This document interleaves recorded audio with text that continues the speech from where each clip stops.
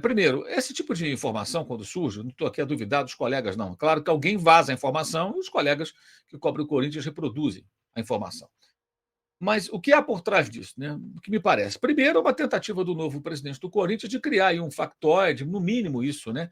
Que gere notícia, que prenda a atenção do torcedor do Corinthians, ávido por boas notícias, num momento de mudança política do clube. Para você que não acompanha muito o Corinthians, o mesmo grupo político comandava o clube, a política corintiana, desde 2007.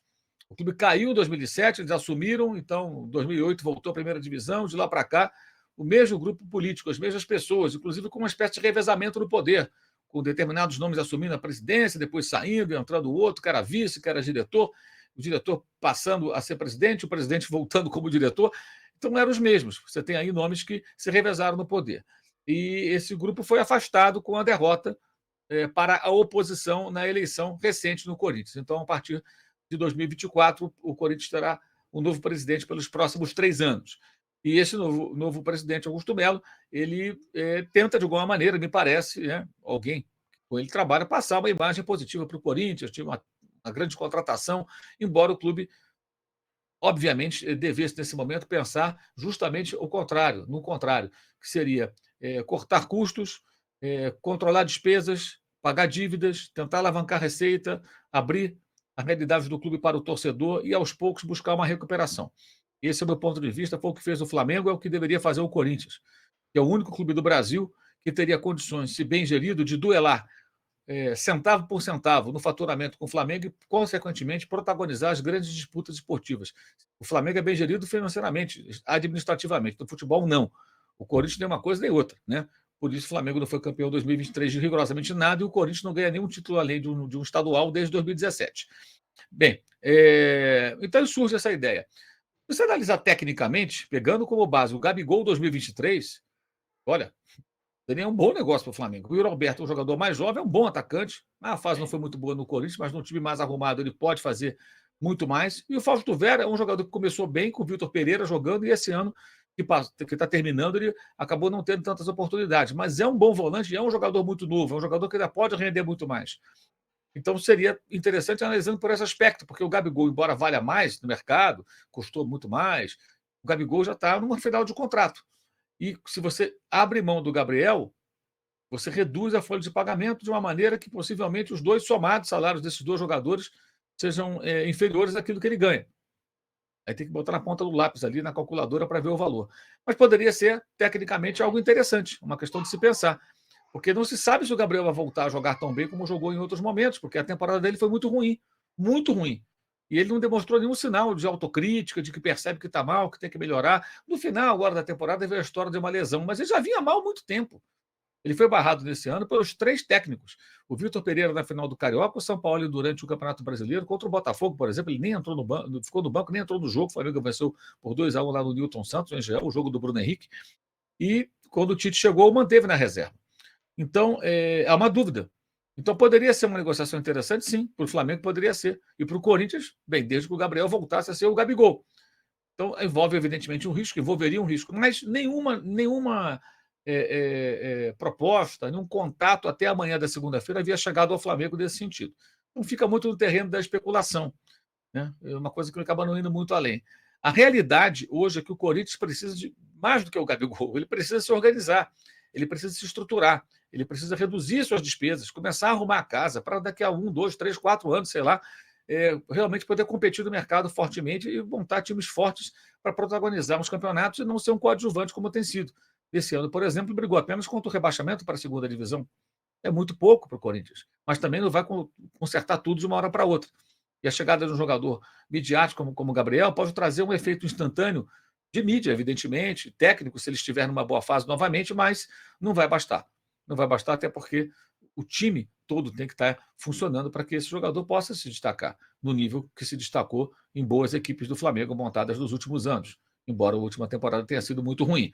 Então, essa é a questão. E no caso do Flamengo, o Flamengo precisa de alguns jogadores, mas não necessariamente de um centroavante. Mas sai o Gabriel e o Roberto poderia ser interessante. E o Fausto Vera seria, de repente, mais um volante. O Flamengo precisa de um jogador para essa função. Poderia ser uma tentativa. Talvez pudesse até tornar essa discussão mais razoável se estivéssemos falando apenas de jogadores de futebol. Mas um deles é um ídolo. E aí? Vamos falar aqui o português claro, né? A diretoria do Flamengo tem pavor de perder esses jogadores campeões de 2019 e vê-los brilhando em outros times. Por isso, tenta ainda renovar o contrato do Everton Ribeiro. Ela teme, como se fosse a própria vida, ver o Gabigol fazendo gols e jogando bem por outra equipe que não seja o Flamengo e a torcida cobrando porque essa gestão vendeu o Gabriel. Tem isso também. Então, a tendência, mesmo que o Corinthians procure o Flamengo, imagino eu, não dá em nada.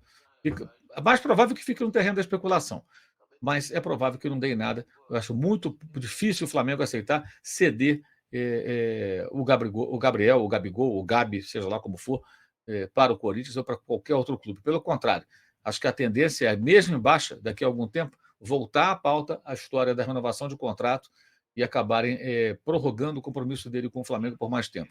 Se ele voltar a ser o Gabigol, ok, beleza. Mas se continuar sendo esse Gabi de 2023, será um péssimo negócio para o Flamengo. Para ele, pelo contrário. Esse vídeo tem um patrocínio do Futebol Interativo. Faça contato pelo link na descrição do vídeo ou pelo QR Code na tela para você conhecer os cursos disponíveis no Futebol Interativo. Teremos live dos membros nessa quarta-feira, às 6 da tarde. Então, você que é membro do canal, acompanhe, participe pelo chat. Os membros que se habilitaram a participar, dividindo tela comigo, já entraram em contato. E você que não é membro do canal, você pode assistir essa live e pode participar futuramente de outras lives como essa, entrando para o Clube de Membros. Você pode fazer parte do Clube de Membros acessando o link que está aqui embaixo na descrição do vídeo. Também pode se inscrever no canal de cortes do youtube.com/Mauro César, lá o melhor das nossas lives, como, por exemplo, os cortes da live desse domingo, né, quando tivemos aí um debate muito importante sobre o futuro do Flamengo, com 3 ex-candidatos à presidência do clube, inclusive. E também, claro, o blog do Mauro César no All Sport, todo dia um novo texto sobre futebol, curso online de jornalismo esportivo para os interessados, e o Uso 360, que traz as promoções de final de ano. O Natal está chegando e, com isso, o Uso 360 traz essa promoção que você vê na tela, camisetas, canecas, da Live Soft Open, do canal e outros temas. É isso. Valeu. Saudações.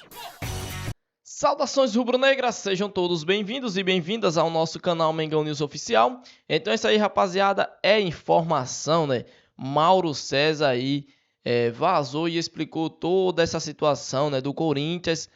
Tá querendo contratar o Gabigol, tá trocando aí Gabigol pelo Faustão Vera e o Yuri Alberto.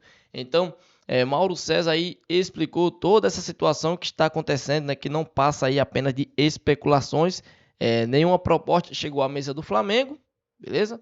E também, rapaziada, passando as informações, Palmeiras quer dar um chapéu dos grandes no Flamengo pelo meio-campista aí que já atuou na seleção brasileira, né? Vale lembrar que o Palmeiras está negociando, né, o atacante Arthur com o Zenit, tá aproveitando essa negociação para tentar contratar Claudinho. Claudinho, vale lembrar, né, que é um meia que interessa demais aí o Flamengo. Já umas 2, 3 temporadas que o Flamengo tenta aí a contratação do meia-campista Claudinho, né?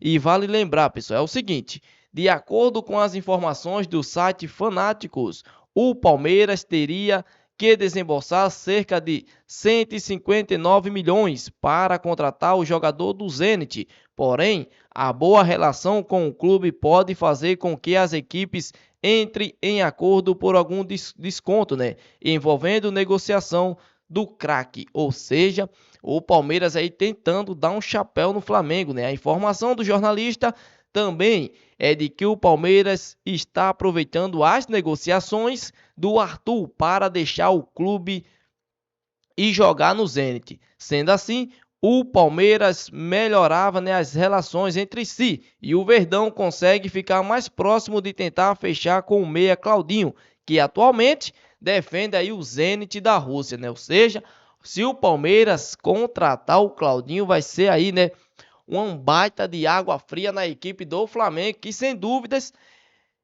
Claudinho e De La Cruz aí, né, são jogadores que interessam o Flamengo. E eu já quero perguntar aqui para vocês, torcedores, entre Claudinho e De La Cruz, quem vocês gostariam de ver vestindo a camisa do Flamengo se fosse para você escolher apenas um jogador para vestir a camisa do Mengão em 2024, beleza?